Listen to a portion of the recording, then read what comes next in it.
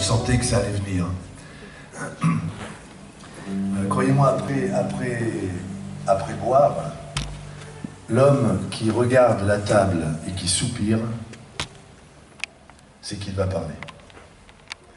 Sur tous ces hommes qui sont seuls dans le monde, avec un grand vide autour. Enfin, je veux dire, un de ceux qui se louent à la ferme, comme moi, un ouvrier agricole, quoi. Et ce soir-là, donc à l'époque, j'étais embauché à Marigratte.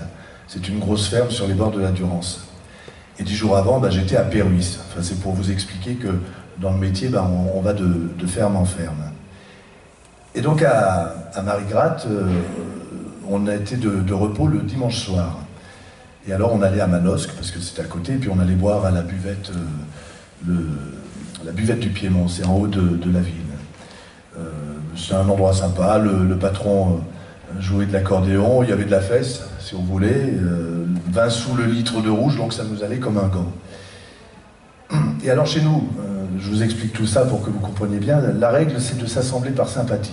C'est comme ça, donc moi j'en avais visé un grand, plus jeune que moi, avec des yeux d'eau claire qui débordaient sur les joues, et il s'appelait Albin. Albin. Et c'est lui ce soir-là que ça travaillait. Alors je lui dis, qu'est-ce qu'il y a? Je sais pas, je suis ici à me pourrir, là, qui me répond, je crois que je vais plier mon paquet, je vais aller voir ailleurs. Arrête, laisse tomber. S'il y a quelqu'un qui t'a malmené, il faut jamais s'en souvenir avec du vin dans le gosier. Non, c'est pas ça. Il n'arrivait pas, ça sortait pas. Ce que j'ai, c'est beaucoup plus sérieux. C'est la deuxième fois là, que je reviens à Marigratte et... ça va pas, quoi. La fois d'avant, c'était il y a 3 ans. Et il y a 3 ans, cette année, il y avait avec nous un type de Marseille. Un type, il avait la peau sur les os, le peu cher, et il avait un tatouage sur la main. Et tu savais ce qu'il avait inscrit sur ce tatouage? Il avait écrit « merde » sur la main. Merde. Et il manipulait le blé avec cette main-là. Louis, il s'appelait. Un fin crevé, ouais. Toujours à s'en prendre au bon Dieu, comme si c'était lui le responsable. Je suis sûr qu'il avait dû faire une chose sale là-bas du côté de Marseille, qu'il avait changé d'air pour quelque temps. Mais c'était pas un mauvais compagnon, j'aimais bien, moi, il me déplaisait pas en tout cas. Moi j'arrivais de là-haut, de chez moi, de la campagne, et lui, forcément, il est arrivé de la ville, donc... Mais là où il me dégoûtait le plus, c'était avec les femmes. La première fois qu'on est venu ici, là, dans ce bar, je veux dire, ça a commencé avec la petite Anaïs. Il n'a pas laissé servir un verre sans y faire du bonimou. Une petite qui avait même pas 15 ans à cette époque. C'est bon. Et donc un soir, on est là tous les deux avec le Louis. J'étais le milieu de l'août, il faisait bon. Moi je pensais au pays, ça faisait plus de 3 mois que j'étais parti. Et juste à ce moment, il y a le bruit d'un char. Un char qui arrive d'en haut. Et l'attelage s'arrête devant l'épicerie d'un coup de renne. C'est tout. D'un seul coup. Les 4 sabots plantés dans la poussière. Et puis plus rien. Tu vas me dire que c'était une bonne main qui tenait les rênes. Solide, juste. Eh ben c'était une fille. Pas une femme, hein, une fille. 2 sauts de pigeon et la voilà dans la boutique. C'était beau. Je m'en souviens comme ça, j'en ai encore plein la tête. Au bout d'un moment, elle revient, elle reprend les guides. Et puis il y a pile à ce moment-là la lune qui lui tape en plein dessus. Avec ses jambes. Et puis son doux ventre, et puis ses 2 seins pleins que le corsage tenait, et puis sa belle tête aux tresses tortillées. Et puis voilà, c'était parti. Mon Albin était parti pour me raconter tout d'une traite. Hop, hop, hop, hop, hop. Attends, je lui dis, tu parles de ton pays, tu parles, mais c'est... En fait, je sais même pas d'où tu viens. Tu viens d'où, toi? De Beaumugne, qu'il me fait comme ça. Beaumugne, c'est où ça, Beaumugne? Attends, qu'il me répond. Je vais t'en parler de mon pays. Parce que c'est toute l'histoire, mon pays. Beaumugne. Attends que je termine. Donc, oui, voilà. Donc la jeune fille, elle repart. Et moi, je reste seul, avec le Louis. Oh. T'as vu la gosse? Qui fait de sa voix pleine de crachats. C'est une poupée comme celle-là qu'il me faudrait, à moi. Ça, mon vieux, c'est de l'or. Et je sais y faire, moi, avec les dames. Une femme comme celle-là, tu y paierais pour 50 balles de fringues d'étalage, et 2 sous d'attaque et hop là, au boulot, un jour ou l'autre. Ça te rapporterait les 100 francs, tout frais payés. Il m'avait raconté toute l'histoire, Albin, avec les mots de l'autre. Et je voyais le fond de ses yeux tout douloureux. Au bout d'un moment, il dit, je t'ai dit que mon pays c'était l'histoire, et toute l'histoire. Beaumugne, la montagne des muets, le pays où on ne parle pas comme les hommes. Beaumugne. Dans le matin, si tu arrives au bout de ton pas sur le rebord de Beaumugne, tu verras quoi? Tes petites maisons à tout casser, et puis le poids silencieux de la forêt. Et puis ce serait, suivant l'heure, des musiques d'harmonica, comme des chants d'oiseaux. Je vais te dire pourquoi. Ça vient de loin. Nous, on a été d'abord dans le temps de ces gens qui n'ont pas cru à la religion de tous. Et pour ça, à ceux de cette époque qui ont été les grands-pères de nos grands-pères, à ceux-là donc, on leur a coupé le bout de la langue pour qu'ils ne puissent plus chanter le cantique. Et puis après, d'un coup de pied dans le cul, on les a jetés sur les routes, sans maison, sans rien. Allez, foutez de camp, déguerpissez. Et alors ils ont monté comme ça, dans la montagne. Et ils ont fait Beaumugne. De parler avec leur moignon dans la bouche, ça faisait l'effet d'un cri de bête. Et ça les gênait de ressembler aux bêtes par le hurlement. Alors ils ont inventé de s'appeler avec des harmonicas qu'ils enfonçaient profond dans la bouche. Et on entendait ce qu'ils voulaient dire, comme s'ils avaient eu leur langue d'avant. Et tu peux me croire, ça tirait les larmes des yeux.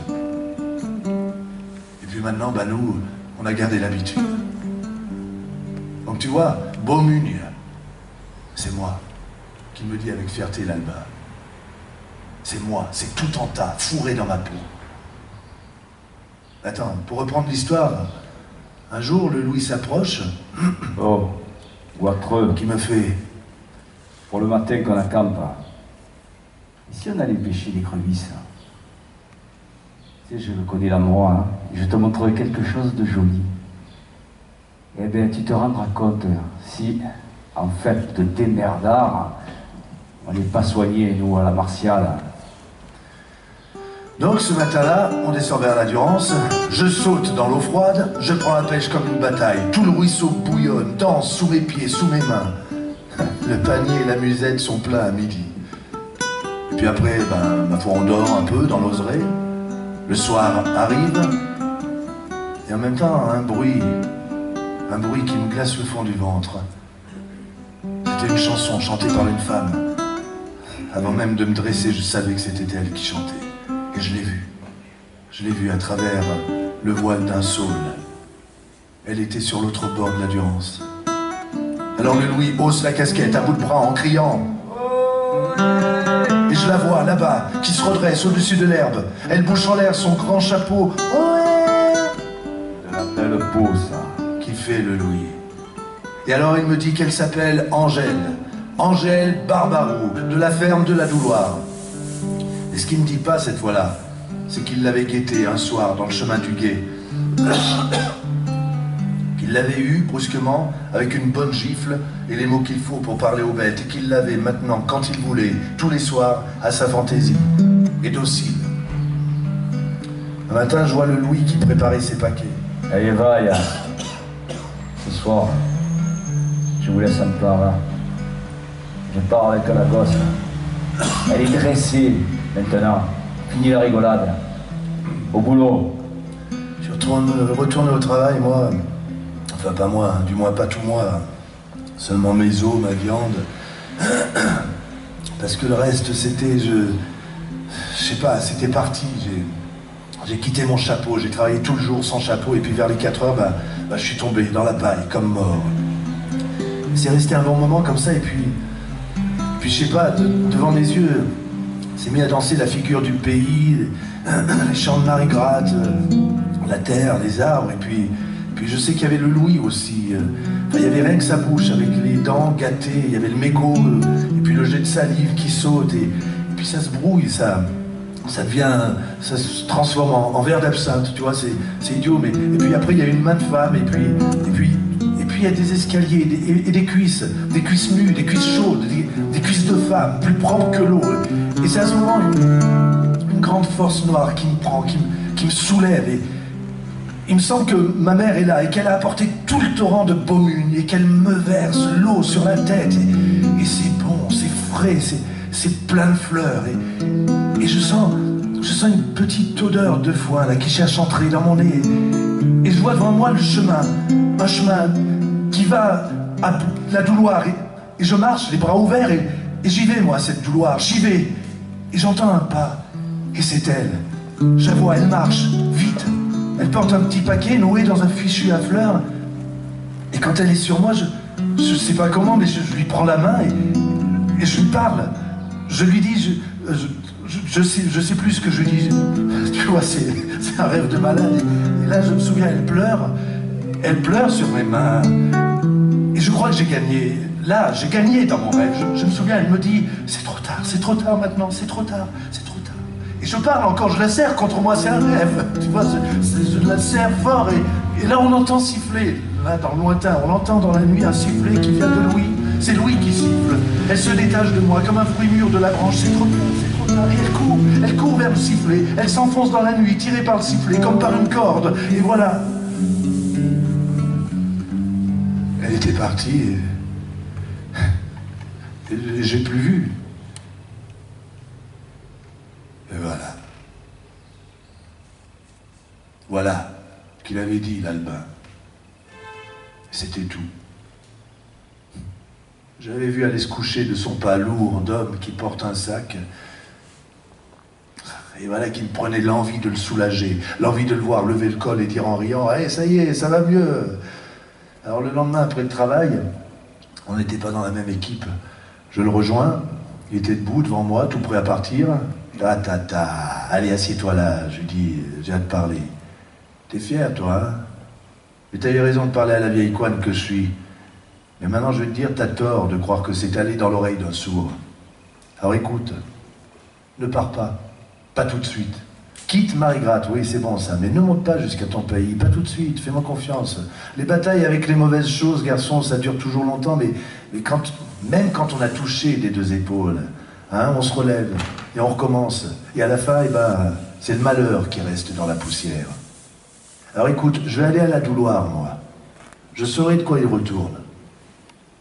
Attends-moi. Tiens, va jusqu'à Péruis parce que c'est ce côté de la Durance et tu demanderas la ferme d'Esménard. Dis-lui que tu viens de la part d'Amédée. Alors, voyez-vous, quand on a promis, il faut tenir. Et tout de suite. Sans quoi il se mêle un tas de choses bien gentilles mais bien empêcheuses. Moi, je dis toujours, je suis de partout. Si je ne suis pas d'ici, en tout cas, c'est cette terre qui m'a fait, moi, ma façon de penser. Et j'en suis fier. Donc le lendemain, je passe la Durance, je marche une bonne heure, et puis je tombe enfin sur la Douloire. Elle est adossée au plateau, sa grange touche le rocher, devant de platanes, un pré de luzerne qui descend jusqu'au torrent. On sentait bien que c'était pas bien riche, mais bon. Comme j'arrive sous les deux platanes, la porte s'ouvre. Un homme sort. Il avait le bras droit en écharpe et de la main gauche, il serrait un fusil. « Où tu vas ?» Qui fait comme ça. « Oh, pardon, j'ai dit, je venais voir si on voulait pas un homme pour aider à fouler par hasard. »« Allez, trace de la route, pas besoin de toi ici !»« Oh, patron, je dis, oh, je suis pas un mauvais diable. Je demande pas la soupe pour rien, je sais travailler. Prenez-moi, je me fais vieux, on veut plus de moi dans les grosses fermes, alors si on veut plus de moi non plus dans les petites, y a plus qu'à crever. » « Eh ben ouais, tu peux crever, qui fait. Il en restera toujours assez des comme toi, débarrasse ou je te prends un coup de fusil. » À vous dire vrai, je m'apprêtais à détaler. Hein. Et puis là, j'entends depuis l'intérieur une voix de femme. « Qu'est-ce que c'est encore ?»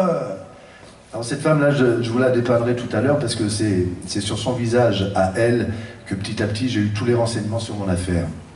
Donc la maîtresse arrive, je tire mon bonnet. Vous savez, maîtresse, oh, encore le fusil Clarus, mais toujours ça à la main. Alors tous ceux qui passent, tous ceux qui pourraient venir te demander un peu de l'eau de ton puits ou de ton pain, alors pour tous, alors c'est le fusil. Oh mais t'as déjà pris la bonté de ce coup-ci, je te connais plus, mon homme. Mais qu'est-ce qui t'a fait celui-là? Tu vois pas que c'est un vieux? Un vieux. Elle n'avait pas dû bien vous regarder, la maîtresse. Alors, qu'est-ce que tu veux, toi, mon brave homme? Maîtresse, moi, comme ça, je suis à chercher du travail. Et je demandais si, des fois, pour des foulaisons ou autres, ben, on pourrait peut-être s'entendre. Arranger comme tu es, t'en as au moins pour 3 mois, qu'elle dit en s'adressant à son mari. Et combien tu voudrais? Il faudrait monter tout le foulage, et nous avons que le mulet et Saturnin, mais Saturnin, hop, faut guère y compter dessus. Si je te propose 30 sous par jour, la soupe et le coucher, bah très bien, c'est bon, j'accepte, marché conclu. Et pour rester sur la bonne impression, je leur dis, bah je peux commencer tout de suite, hein, ce sera toujours ça de prix. Donc, on s'entend pour que je nettoie l'écurie. Je mets la main sur la fourche, et comme je tourne le coin de la grange, je tombe nez à nez avec un loustic.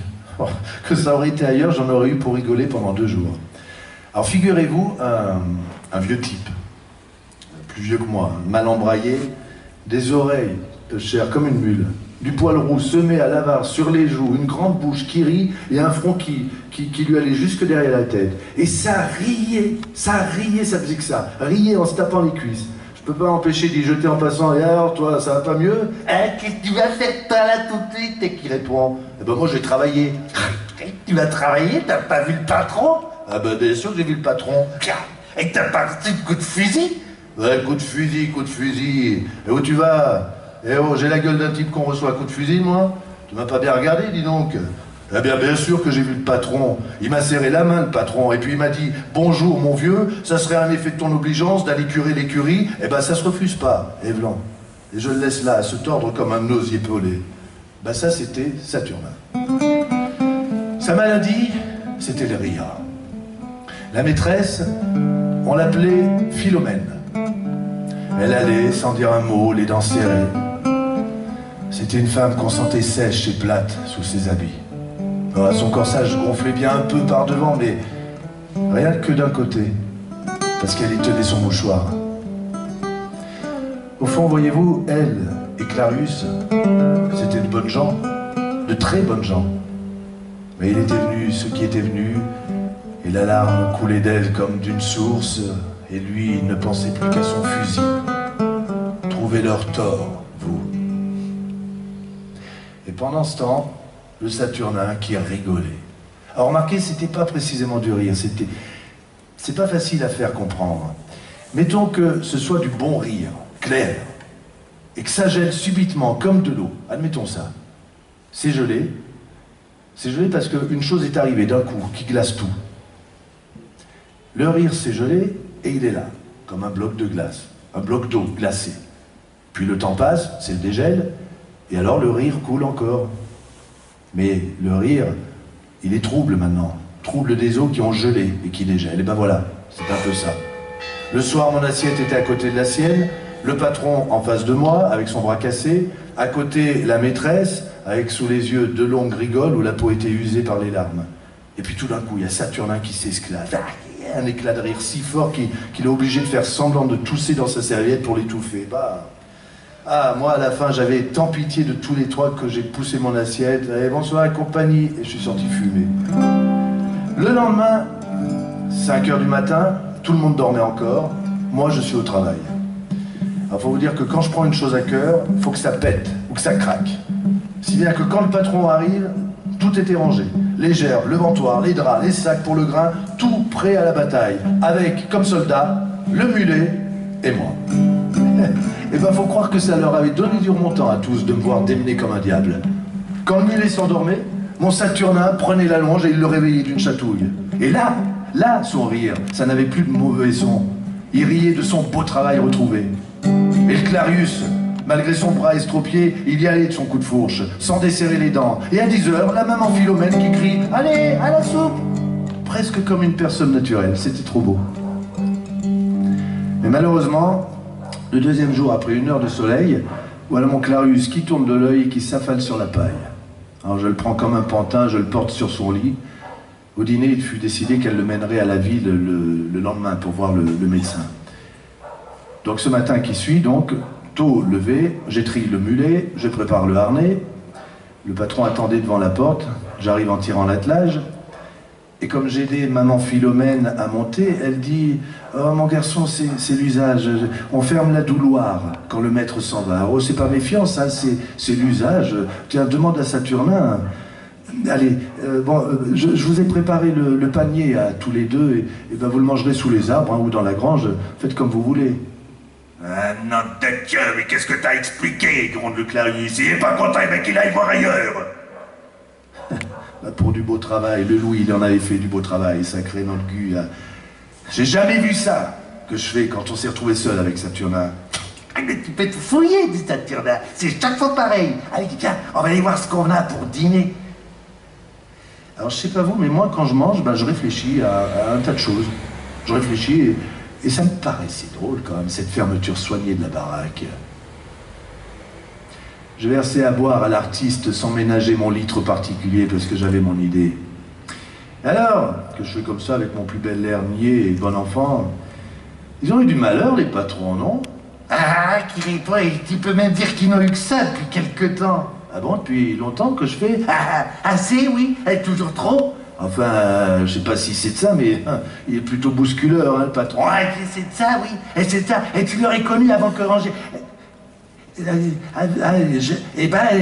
avant, c'était un crème des armes. Et il s'arrêta. Il resta muet, sans rire, ça faisait drôle.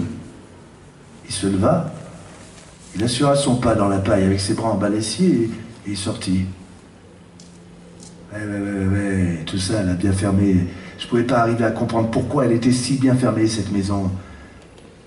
Vers le soir, je vois revenir l'attelage. Ah ben mon garçon, dit la maîtresse, c'est toi maintenant qui va mener la maison, si tu veux bien. L'homme, à ce qu'on nous a fait promettre, ne doit plus toucher l'outil d'un temps. Ben voilà qui va m'occuper quelques jours. Alors un matin, j'entre dans la cuisine pour prendre le café. Alors faut que je vous explique. Quand je me levais à l'aube, maman Philomène dormait toujours. Donc je descendais doucement, j'ouvrais la porte, les volets, je préparais le petit bois pour le feu, et puis je sortais travailler. Et elle avait aussi pris l'habitude, pour me remercier, de m'appeler vers les 7 heures pour me donner un bol de café chaud. Ce matin-là, donc, je rentre dans la cuisine, et c'est vrai qu'elle ne m'avait pas appelé. Je rentre donc dans la cuisine, il n'y avait personne. Et puis tout d'un coup, je vois une chose que, sans comprendre, d'abord, la tête m'en tourne. Là, sur le coin de la table, il y a une petite tasse de porcelaine bleue. Une petite tasse de jeune fille, on va dire, qui vient de servir. Je reste là à regarder la tasse. La porte s'ouvre, derrière moi, c'est la porte de la cave. Et maman Philomène qui en sort. Elle a à la main la soucoupe de la tasse bleue, et dans la soucoupe, il y a un quignon de pain. Ah, ton café, c'est vrai, dit maman Philomène. Oh, bon, j'ai le temps, en fait, que je réponds comme ça, et pas plus. Voyons voir, le patron. Ah non, le patron, il déjeunait à son habitude par quelque chose de fort, des oignons sauvages, de l'anchois. Ça peut pas être lui. La maman Philomène, fallait aussi ne pas la compter pour la tasse bleue, parce que pendant que je buvais mon café, elle déjeunait quasiment devant moi avec son bol. Restait Saturnin. Et pourquoi pas, après tout, hein, si ça peut être sa tasse désignée. Et alors plus tard dans le matin, il arrive pour charrier des sacs. Et dis donc, que je lui fais, tu prends un café au lait dans une tasse, toi, le matin? Et alors là, ça le fait rire. Tu vois, toi, avec du café au lait qui répond, et moi, je prends un bon verre de vin et une bonne chic, et c'est tout. Andouille que je suis. Donc c'est pas Clarius, c'est pas Philomène, ni Saturnin, ni moi. C'est donc qu'il y a, en plus de nous, quelqu'un d'autre à la douloire. C'est ça, Angèle. Elle est donc là, la fille. J'allais en faire du beau vieil Coinva. Bon Dieu, j'aurais voulu crier ça par-dessus la colline pour que l'autre, là-haut, l'Albin chez Esménard, laisse tomber son malheur. Ça me dure toute la matinée. Et puis la nuit d'après, ce fut un bruit qui me réveilla, très petit. Hein. Il était mélangé dans les soupirs de la vieille maison, les couinements, les machins, mais il n'était pas là d'habitude. Ou bien alors de penser à la chose, ça m'avait rendu plus sensible. Enfin, de toute façon, ça me réveilla. Et ça semblait comme le gindre d'un nourrisson.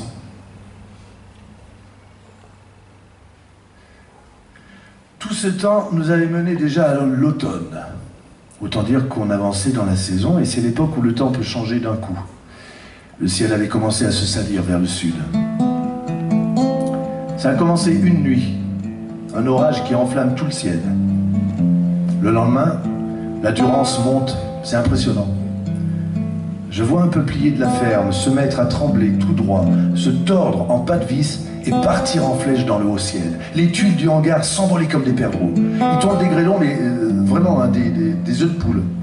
Les éclairs fusent de la terre comme des jets d'eau. Et tout d'un coup, ça gronde. Ça gronde comme un tremblement de terre. Ça descendait. Un torrent. De la pierre, de la roche, de la terre, de l'eau enragée, de la boue. Et sur le moment, je suis là, comme déjà écrasé, et puis je sais pas, mais tout le reste, je l'ai fait sans m'en rendre compte. Je me souviens seulement de deux choses. La violence de la pluie sur le dos et sur le flanc. Et puis d'un coup, là, je vois avancer sur moi, mais un torrent de boue, avec un rocher énorme qui fonce sur moi, poussé par la force des flots. Et après ça, un coup de tonnerre qui me faut au garde à vous, et tout de suite après, il n'y a plus rien. C'était passé. Et là, je vois, de chaque côté de la couloir, je vois couler un fleuve de boue qui s'ouvre. À 2 mètres de moi, coincé dans le flanc de notre tombereau, le rocher était coincé, ce qui permettait de partager le torrent en deux. Et il paraît que c'est moi qui ai roulé le tombereau pour m'opposer au rocher et qu'il est coincé en face devant la douloire. C'était donc ce jour-là. Après cet orage, la nuit donc était venue d'un bloc. On était tous là dans la cuisine, sans souffler mot, Saturnin, Clarius, maman Philomène et moi. Alors moi, pour donner un peu de contenance, je dis « Ah, quelle saloperie !»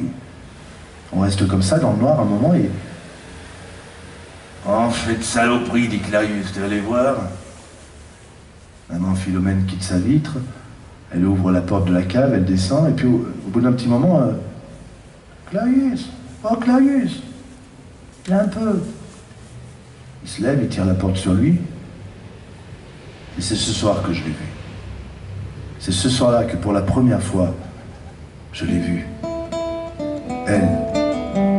Elle qui était comme une lampe là dans la tête d'Albin, Angèle. Dehors, la pluie tombait comme une fine étoffe. Alors je vois dans l'ombre une raie d'or qui fendait le mur. C'est la porte de la cave qui donnait sur le dehors. Et je les ai vus monter. Allez, monte, disait maman Philomène. Attends, maman, dit la voix. J'ai peur qu'il s'éveille. Oh, nom de Dieu, Ah, chut, fait maman Philomène. Doucette déprée. Elle tenait sur son bras molli comme une corbeille un enfantelé, tête ballante, le Jésus. Et ils sont partis comme ça, je sais pas où. Le lendemain, je m'approche de maman Philomène. Maîtresse, la foulaison est finie, de 3 jours là, qui servent à rien, et comme j'ai de la famille à Péroise, je voudrais bien aller leur dire un petit bonjour. Donc je pars, j'arrive chez Esménard, je me mets devant Albin. Ça va toi? Que je lui fais comme ça d'un air de pas y toucher, laisser traîner un peu les choses. Parce que de mon côté, ma foi, ça va pas mal, hein, ton Angèle, elle y est à la douloire. Et là, il reste comme une borne. J'ai l'impression de voir son mal qui glisse de lui comme un vieux manteau. Je lui explique tout dans les moindres détails. Et j'en viens à lui dire que je suis obligé, mais voilà, elle a un petit. Et alors c'est venu tout droit de Beaumugne, clair, franc, sans arrière-pensée. Ça y fait rien, qu'il a dit. Ça y fait rien. Et alors on est reparti de chez Esménard. On est arrivé dans les parages de la Douloire le lendemain, vers 5 heures. On avait calculé la chose et voilà ce qu'on avait pensé tout en marchant. Je connaissais une cabane de pierre, ça servait parfois de bergerie. On y monte, on pend les musettes, on arrange la literie, et puis on fait une flambée aussi dans la cheminée. Ça avait été entendu, l'Albin et moi, de rechercher l'endroit de la nouvelle prison, pour ainsi dire. Et puis une fois fait, de lui parler à Angèle et de lui dire qu'il y a un homme qu'il aime. Et 6 jours, ça a pris. Ça m'a pris 6 jours, je trouvais rien du tout. Le soir du 6e jour, je mets dans la poche un bout de lard, du pain, et je monte vers Albin. Et je lui dis mon malheur de rien trouver. Je ne sais pas où elle est. Mais est-ce qu'elle est encore à la Douloire, qu'il me dit? T'es sûr qu'ils l'ont pas fait partir ailleurs? Non, j'en suis sûr. Elle est dans ces murs, ça se sent, ça se voit, leur figure, ça se voit dans les yeux de la maman Philomène. Elle est là. Et alors il m'a dit comme ça, Albin, il m'a dit, alors il faut que ce soit moi qui lui parle. Parce que tu sais pas. Mais tu vas savoir. Il avait tiré de sa poche la monica de Beaumugne. Ça, c'est pour la guérison de l'homme et de la femme et des filles de la terre. Celui qui a tété le lait de la terre, celui-là, même s'il n'a sucé qu'une goutte, même s'il a senti seulement ce lait sur ses lèvres, et puis après, même s'il l'a recraché, celui-là, je te le dis, je viens et je le guéris. Il était comme sourd. Il criait ça tout fort dans la colline où il n'y avait personne. Je regardais le vieil harmonica, il était là, lourd, dur, dans la main d'Albin. Et je peux vous dire, là, à ce moment-là, j'ai vu tout clair que nous avions déjà Angèle.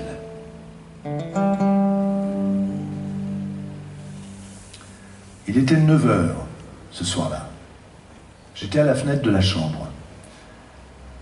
Il y avait juste un peu de lune. Clarius était couché, maman Philomène aussi. En face de moi, au commencement du pré, il y avait ce qu'on appelait la glacière, qui était, à proprement parler, un silo, un vieux silo. Et dans les premiers temps, j'avais regardé dedans, c'était propre, bien sec. Et c'est vrai, tiens, c'est vrai, en le disant, depuis quelque temps, c'était fermé à clé. Donc je regarde cette glacière, quand j'ai vu Albin arriver. Parce que devant la porte du silo, il y avait un figuier au tronc courbé, comme un banc. Et c'est là qu'il a dû s'asseoir, Albin. Et puis tout d'un coup, j'ai reçu la chose en travers de la figure. Et ça m'a fait l'effet d'un coup de pierre. C'est ce qu'il appelait parler à Angèle.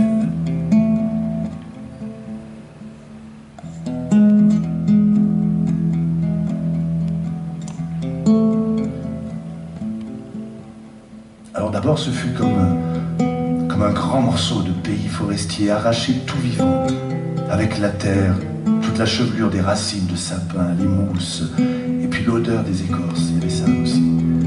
Et une longue source blanche qui s'en égouttait au passage, comme une queue de comète. Et puis ça arrive sur moi. Et ça me couvre de couleurs, de fleurance et des bruits. Et puis ça se fond dans la nuit sur ma droite. Et alors j'entends quelque chose comme vous diriez le vent peut-être de la montagne, ou plutôt la voix de la montagne. Le vol des perdrix, l'appel du berger, et puis le ronflement des hautes herbes des pâturages, et qui se baissent et se relèvent toutes ensemble sous le vent. Et puis après il y a le bruit d'un pas sur le chemin.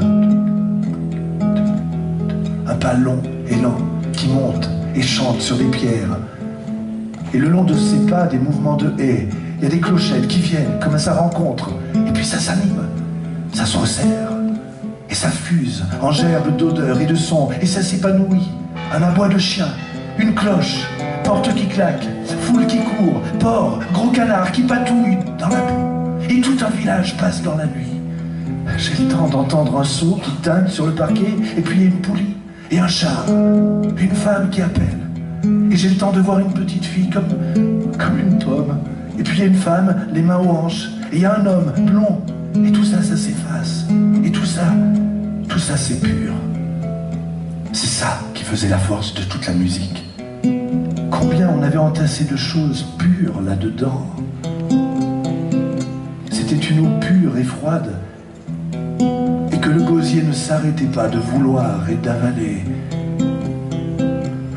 On était tout tremblant, on était à la fois dans une fleur et on avait une lueur dans soi, comme une abeille saoule qui se roule au fond d'une fleur. Et le plus fort, c'est que c'était dit avec nos mots et de notre manière à nous. La musique d'Albin, ça nous enlevait le cœur.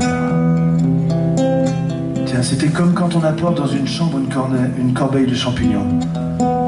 Rien que l'odeur, d'un coup, ça renverse les murs. Et alors on se retrouve dans la forêt avec la pluie, dans les feuilles. Et ben c'était ça, sa musique.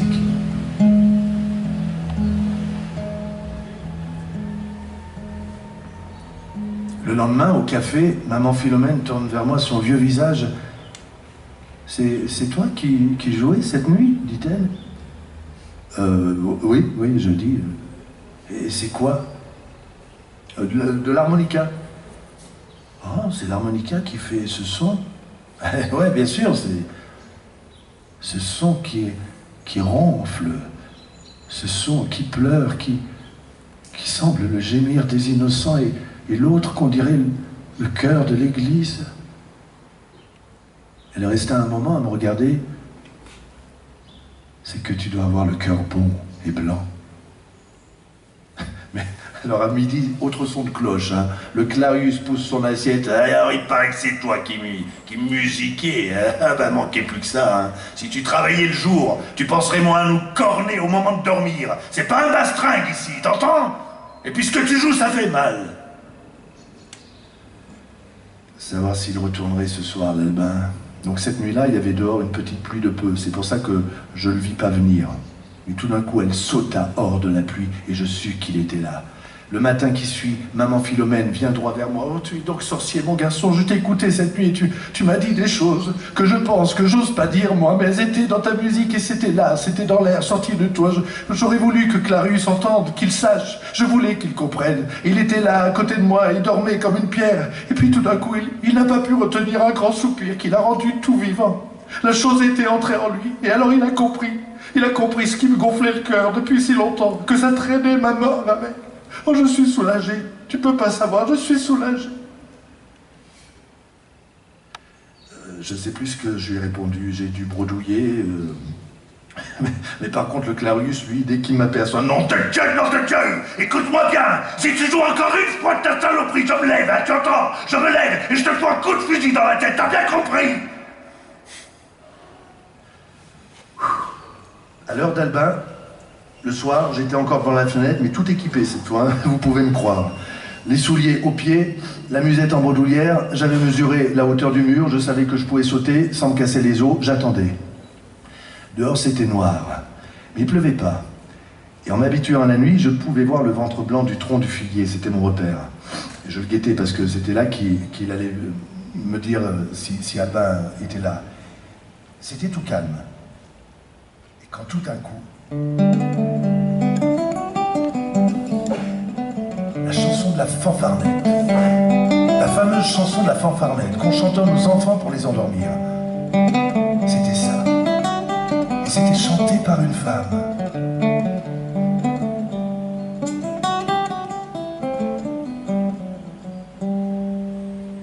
Et tout d'un coup, je cherche la tache blanche du figuier. Plus de taches. La chanson casse. Je me tire vers la fenêtre. J'étais prêt à foutre le camp en vitesse. J'avais pas envie d'être fusillé.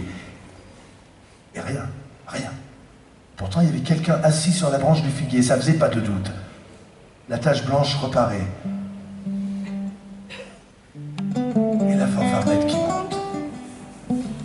Ça semblait une odeur de rose. Donc, ça veut dire que cette nuit-là, l'Albin était venu, mais qui n'avait pas joué. Heureusement pour moi. Donc, sitôt levé, je cours retrouver Albin. Bon garçon, que je lui fais. Cette fois, j'ai bien peur qu'on soit obligé de plier bagages. Il n'arrêtait pas de me sourire. Ouais, tu as raison, qu'il dit. C'est fini. On va plier bagages et filer tous les quatre. Ça s'est fait la seconde nuit. Au moment où j'ai serré l'harmonica dans ma poche. Tout à coup, ça fait un petit bruit de bois cogné. Ça venait de là, de ma gauche, du côté de la glacière. J'étends le bras, je touche une porte en bois. Et à l'endroit juste où je touche, juste là, je sens que de l'autre côté de ce bois épais, il y avait quelqu'un qui frappait des petits coups. J'ai approché ma bouche de la serrure. Et là, dans le fer froid, j'ai glissé ma voix. Qui est là? Qui frappe? Et alors on m'a dit, moi, la fille de la ferme, Angèle. Et 2 fois, elle a répété, je suis enfermée. Je suis enfermée. Alors je me suis redressé, j'ai pris une grande coulée d'air de nuit parce que ces choses de devant la poitrine, c'était trop turbulent. C'est vous. Je vous ai trouvé. C'est pour vous que je viens. Et alors elle m'a dit, je le sais. Je vous connais. Ces mots-là, ils sont venus tout chauds dans ma bouche qui était restée collée à la serrure. Ils étaient passés de sa bouche dans la mienne sans se rafraîchir à l'air. J'ai eu l'odeur de sa bouche dans ma bouche. Il y avait à peine 5 minutes que j'avais retrouvé elle, et c'était déjà une caresse. Tu te souviens du rêve qu'il m'a fait? Tu te souviens du rêve que j'ai fait cette fois où de désespoir j'avais rempli ma tête de soleil à en mourir? Tu t'en souviens? Je te l'ai raconté. Ce rêve, ces choses de brouillard qui étaient restées en moi, dont je disais c'est un rêve, ben, c'était vrai. Et alors moi j'ai dit, mademoiselle, moi je veux toujours, et vous? Alors elle s'est mise à pleurer, là, derrière la porte, la pauvre, et elle m'a dit, mais moi je ne peux plus maintenant. Et ce soir-là, ça a été tout. Et le soir suivant, donc c'était hier soir. Donc j'ai mis ma bouche à la serrure et j'ai dit, demoiselle, vous m'avez dit hier que je ne peux plus, mais pourquoi? Parce que j'ai changé. Parce que je ne suis plus la même. Mais ça ne fait rien, je dis. Moi, je vous dis, je vous aime. Et après un long silence, elle m'a dit, j'ai un petit. Et elle s'est mise à pleurer. Et alors c'est moi qui me suis expliqué. J'ai parlé, et à la fin, elle a soufflé par le trou de la serrure. Oh, moi aussi, je voudrais tant. Et voilà. Voilà, Albin. Ce qu'il m'a dit, Albin. Ce que je veux, tu le sais, je la veux, elle, heureuse. Tu vas rentrer, il me dit Albin comme ça, tu vas rentrer et tu vas chercher un tournevis. Ce soir, dès qu'il commencera à faire noir, va à la glacière. Tu glisseras le tournevis sous la porte pour qu'elle dévisse la serrure. Et alors je viendrai. Et après, eh ben c'est tout clair. On va à Beaumugne. Et le petit, eh ben il sera à moi. Je le ferai mien. Il sera de Beaumugne. Et c'est comme ça que je m'acheminais vers le dernier soir à passer à la Douloire. Pardon. On a fini la soupe. Bruit des assiettes. Silence. Je tire ma blague. Je roule une cigarette. Je vais la fumer dehors. Bonsoir, compagnie. J'avais passé le tournevis sous la porte quand j'ai entendu Albin venir de loin à travers le pré. Il s'est approché aussitôt de la porte. C'était une belle nuit. L'air était bon, comme de la soupe d'arbre. Là, ça sentait la feuille humide et l'herbe épaisse. La Durance chantait doucement sous les peupliers. Et là, dans le creux de la porte ouverte, pliée dans un grand châle qui lui couvrait la tête et la poitrine, Angèle. Là. Alors je ne sais pas si dans notre joie nous avions parlé plus fort qu'il se doit en pareil cas, mais comme on passe le coin de la maison, je me sens comme un froid dans l'échine. Et aussitôt je pense à Clarus. Je lâche les paquets, je plonge mes deux bras dans l'ombre et je touche de l'homme et de l'acier froid. Clarus et son fusil. Un salaud! Et alors là, je lui bourre les côtes avec les poings, je lui colle de la tête dans le menton, je lui trépigne les pieds en même temps. Tous les coups en vache, quoi, mais quand la vie est au bout. Et là, je le sens soudain tout mollet. Je frotte mon briquet, pâle comme la mort.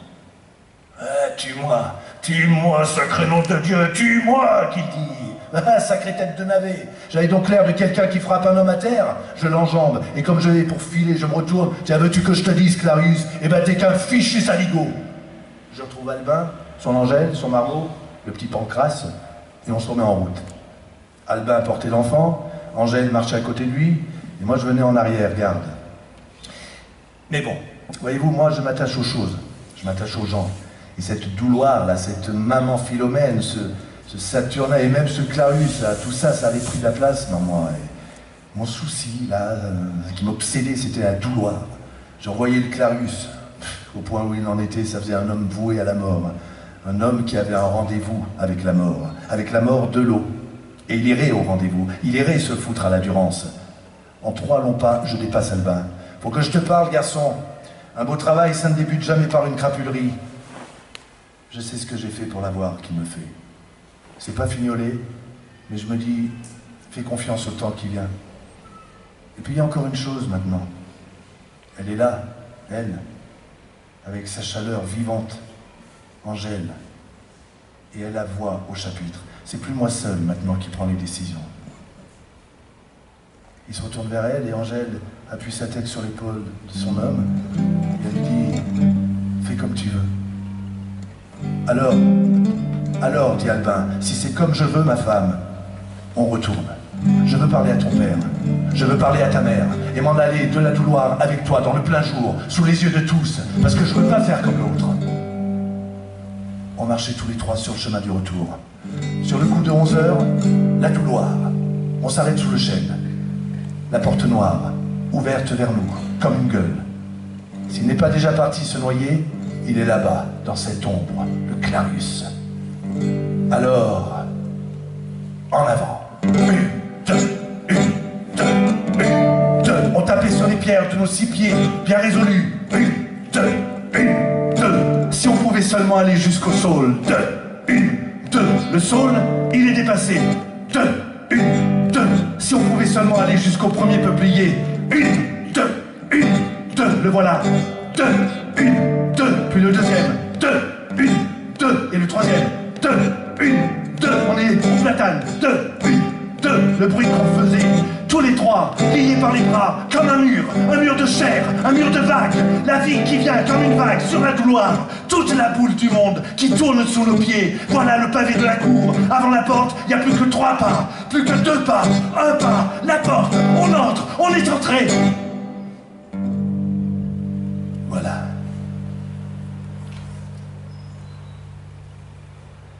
Dans un grand silence, je nous revois tous les 3 alignés dans la cuisine. On entend nos 3 haleines. Eux, ils sont là, assis. Maman Philomène, l'œil et la bouche larges. Lui, cramponné au bras de la chaise de bois, tout bandé sur lui-même comme une bête fauve qui va bondir. Sa tête où est plantée la pipe se tend vers nous, dans découverte, silence. Et dans ce silence, Monsieur Pancrace et sa petite voix. Pépé, pépé. Le tuyau de la pipe s'est cassé entre les dents de Clarius. Maman Philomène glisse sur les genoux et les mains jointes. Elle dit: oh, bonne Vierge, par le fruit de vos entrailles, priez pour nous. Il n'a pas tiré. Il n'a pas tiré.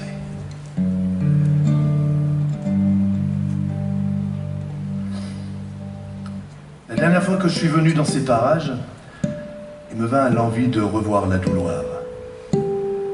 Je savais que c'était toujours à Clarius. De loin, les terres semblaient plus propres, et on devinait leur maître, un homme de bon goût. Je me suis posé sur le talus de la route, mon bâton et ma besace entre les jambes. Il est arrivé une petite fille, qu'à la voir, j'ai eu dans la figure tout le souffle chaud du passé. Et alors, la demoiselle, je lui dis, vous êtes de par là? Elle devait avoir 5 ans. Hein. Oh non, qu'elle répond avec une petite moue. Je suis de Beaumugne, moi. Vous pensez si ça faisait la marmite qui bout dans mon dedans? Oh, c'est loin ça que je lui fais. Ah, bien loin, bien plus loin que les nuages. Ah bon? Et c'est de si loin que ça que vous venez garder les chèvres ici? Oh non, vous n'y pensez pas. Il faut des jours de train et des jours pour venir ici. Non, je suis là. Et elle montre à la Douloire du bout de son petit doigt. Chez mon pépé. Et puis il y a mon frère aussi. Il est là-bas, dans le champ. Ah, et comment tu t'appelles? Angèle, comme la maman. Et c'est ton papa, là, cet homme là-bas? Oh non, mon papa, il est plus fort. Et puis quand il laboure, ça va plus vite. Il n'est pas ici, mon papa. Il est là-haut, à mon pays, avec ma maman. Il viendra me chercher, moi et puis mon frère, dans 8 jours. Et alors on remontera à mon pays. Bah écoute, je lui dis, quand il viendra, ton papa, donne-lui donc le bonjour d'Amédée. Tu te rappelleras. Amédée, il saura qui c'est. Et je m'en allais dans mon chemin, comme nous étions partis de la Douloire ce fameux jour, tous les 4, avec Monsieur Pancrace dans les bras d'Albin, du plein gré de tous. Il faisait froid ce jour-là. Et comme on entrait dans Oraison, je leur dis, allez les enfants, on va boire un café chaud là. Oh non, non, non, non, non, fait Albin tout drôle. Non, non, non, non, non, non. Une envie qui n'osait pas dire oui. C'est ce qui m'a mis la puce à l'oreille. Il n'avait pas un sou dans la poche, le couillon. Il comptait monter là-haut à pied, à Beaumugne. On est arrivé à la gare, le train partait vers les 7 h le soir. J'aurais pris 2 billets de mon argent. Et puis je lui ai demandé sa blague à tabac pour bourrer ma pipe, soi-disant. Et puis j'ai mis le restant de mon argent là qui me restait dedans. Et puis je les ai laissés, enfin je les ai installés dans un wagon et puis j'ai été au bout de la ficelle d'amitié amarrée dans nos 2 cœurs, Albin et moi. Encore un pas, il a cassé. Et j'ai fait ce pas en arrière, je les ai laissés et je suis parti et voilà.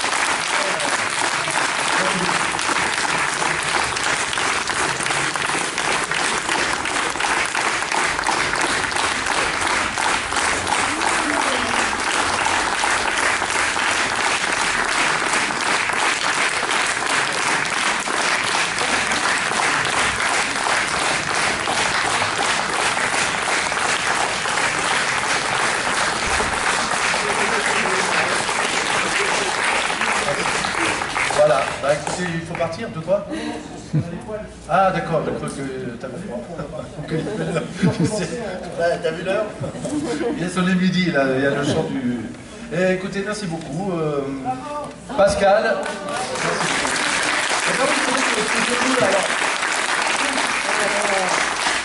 C'est bête que ça. Enfin, hier, ceux qui l'ont vu, c'est un genou engagé, anticapitaliste, antimilitariste qu'on a pu entendre. Là, c'est un genou